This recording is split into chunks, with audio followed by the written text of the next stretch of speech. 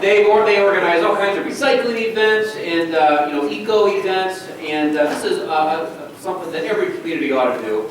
Just don't do it the same weekend every year. Everybody wants to do it Earth Day weekend.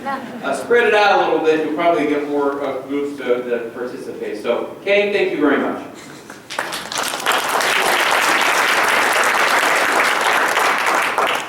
I think one of the greatest things about having these kinds of meetings is there's so much energy in this room for people who care about the environment. You feel like you're with the folks that care, right? So you get even more energy. So I'm really glad to be here and see some folks that I don't get to see that much. But thank you for everything that everybody already does.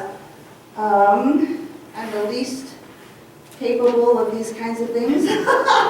So scarce, it's our 26th year, but I've really been talking trash for a lot longer than that. The story is huge, you guys, but in 1986, some friends and I, we had been volunteering at the Naperville Recycling Center, and we decided we needed one. So Sue and Brent Coulter and Jim and Mary Berrig and I, and my husband Greg, we got together and we convinced the city to build a recycling center. And when we did that, it was very successful. And the county came to us in 1990 and said to me, would you do for the county what you're doing for the city? So earth flags and community education and schools and community events is what we do. We do it 7 days a week and 7 nights a week. And we love what we get to do. We have a book rescue. And a lot of communities do book rescues. I know Dave Gorman's here, Lombard does their book rescue with their recycling extravaganza. Recycling extravaganzas, like Brooke said, it would be great if every single town could have one and not on the same weekends. Earth Day, we say, is every day, not just April 22nd. But we really need to help each other get the word out so that more people know how they can be part of the solution. I love all the pictures of nature and taking care of nature. Conserving resources is incredibly important, so we don't have to cut down more trees, so we can save those resources and use them again and again. Our Super Crayon project wants scout groups and church groups, scout groups and church groups and schools collect crayons through their communities of their schools and bring those to us, and then volunteers from Molex and volunteers from all kinds of corporations and other churches come, scout groups, environmental clubs, Lions clubs come and make super crayons. We have a problem in that our medicine gets into our waterways, and so there are now community collections at many of our police stations to drop off old medications, so we no longer flush them down the toilet or pour them down the drain. A lot of education that needs to happen so that people know how to do that. We don't want the pill bottles, we just want the pills in a Ziploc bag. We don't really want your name. We don't want to know if you have an extra Oxycontin or refill or anything like that. So we would like you just to put them in a Ziploc bag. We won't have as much debris in the bins. You might have 3 pills left in a pill bottle. I'd rather get all the pills we can into Ziploc bags. We'll save space and save taxpayer money and protect the environment. We've learned over the years that people don't know what to do with their cooking oil. Restaurants have places for bacon fats, and they have places for vegetable cooking oil.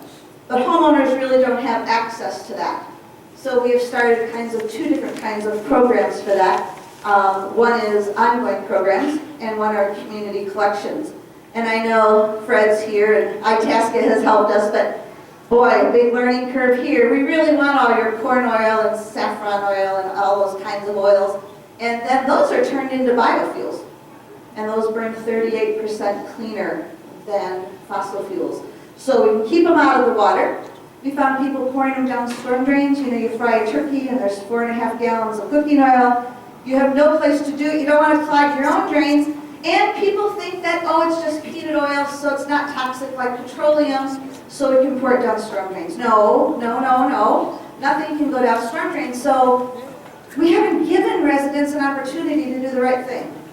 So this is an opportunity. We have collections the Saturday after Thanksgiving, and then we have ongoing collections. So we're grateful to the volunteers who help us with that, and the city staff that helps us with that. So the permanent collections, I'm so glad we have 6 permanent sites now. We're working on 3 more right now, so that people don't have to drive very far and we can continue the education. You're right, we need to put the information out on water bills and sanitary treatment center bills so that people know where they can take their cooking oil. The sites that are just after that Saturday, we've had up to 21 sites. So it really is a great way to help people right after Thanksgiving with that 4.5 gallons of peanut oil. Some people have known not to put it down their drain, so then they bring us 10, 15, 20 gallons at one time. Really important. One of the things that's happened from this project is the Westin Hotel. They've informed all their employees that if you have cooking oil at home, bring them to work, and they'll put them in their cooking oil. So there's lots of ways to help, whether it's a one-day collection, whether it's ongoing collection, or whether companies can help as well. As we've been doing these projects, they come in all different kinds of sizes and colors of bins. We don't give you your container back. We pour it into a bin or have the collection bins collected by another company. So it's a great way to help, great community education. Towns across the county, from Roselle to Lisle, Carroll Stream, Naperville, Burr Ridge is joining us. It's really a great way to help the environment. As we've been helping with the recycling extravaganzas that are basically once a year for most communities, we've seen the need to make it a little easier. So we have 2 cities, Wheaton and Lisle, who have collections every month. The second Saturday and the third Saturday. Is somebody leading?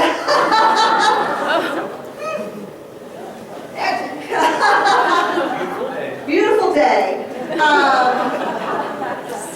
And so with those second Saturdays in Wheaton and the third Saturdays in Lisle, we need volunteers, high school volunteers. Kathy's here from Benedictine. Her students have been a tremendous help this last full year, helping us with special collections, where we need to help unload, where we need to educate people when they come that, no, we're not taking paint today. We're taking electronics, we're taking scrap metal, whatever the items are, that's what we're taking. Learning how to use the bulb eater.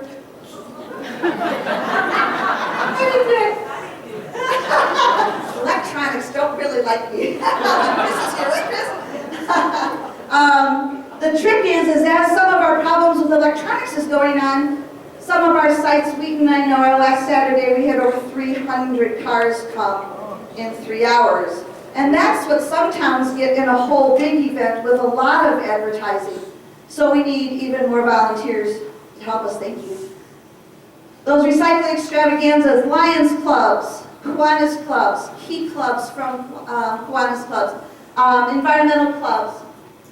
Everybody can really be part of the solution. One of my favorite things is the Working Bikes projects, getting as many bikes as we can. Where's Dave Gorman?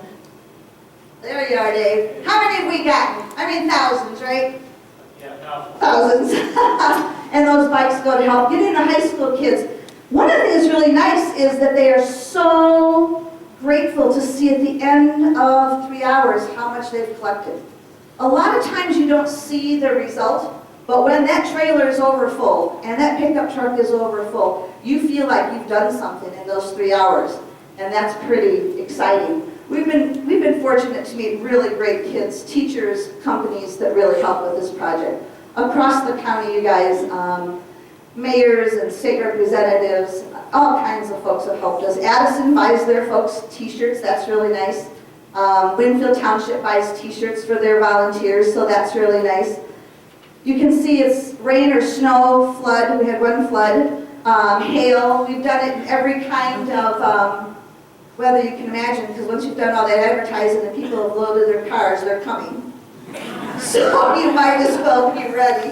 We did have a tornado at Wayne Township. We did have to go into the basement of that building. This is Itasca's really great signage so that we can get things on the right table and help lots of groups. This year, there's a lot coming up already. We don't have all the dates of all the towns, but these are the dates coming up. And on our website, on the county's website, recycling extravaganzas will be listed. Pumpkin composting, wow, what a big deal. Probably most of you compost your own pumpkins when you're done, or leave them in your backyards, but it's amazing how many people who don't understand put them in their garbage. Illinois is the #1 producer of pumpkins. They're 90% water. They're full of amazing nutrients, so we tried it last year. in 2014, got a law passed in 2015, and now there can be one-day events to capture all those amazing nutrients and water. Even mayors help. There's Mr. Severino up there. Don't let your waste haunt you. We want to capture the water, capture the nutrients, but the really big picture of the pumpkin project is to teach people that we don't want the candles inside, we don't want big plastic ears, we don't want the hair. We're trying to teach them that when we're going to have food scrap composting at the curb, that it's just the pumpkins, nothing else. So teaching people to do that. Hi, Glendale Heights. And so the light project, oh my goodness. We've got holiday light projects all over the county. Last year it was 53,400 pounds of holiday lights. It's a lot of copper we don't have to mine for, land we don't have to destroy. Save the copper, the brass as well, some of the plastics. It's a simple thing. As the more programs we have for people to drop them off, the easier it is for people to participate and feel like they've been part of the solution. When you're part of the solution in a little way, you think, oh, I can take another step. And I could do a little bit more because that wasn't so hard. So if we can make it easy, that works. All different kinds of collection bins. Hendrickson, they do a really nice thing. They have people at their Woodridge facility that come from many, many, many towns, as I'm sure our big corporations do. So they have collections there. Everybody brings stuff on Friday, and then members who live in the communities having recycling events do the driving. We've got high school kids who notify their neighborhood that they're doing collections because an event's coming up. They distribute the flyers to the neighborhood, they do all the pickup, and one vehicle or two SUVs come over with things rather than 25 cars. So lots of ways for people to be part of the solutions. Volunteers are key. We all know that. And safety is really important. I'm sorry. This guy, right? He really says it all, and it really, I don't care how old you are. We all need to know that every little bit makes a difference. We can all be part of those solutions. The energy in this room, wow, I'm ready to take on more things, aren't you? Thanks very much, you guys.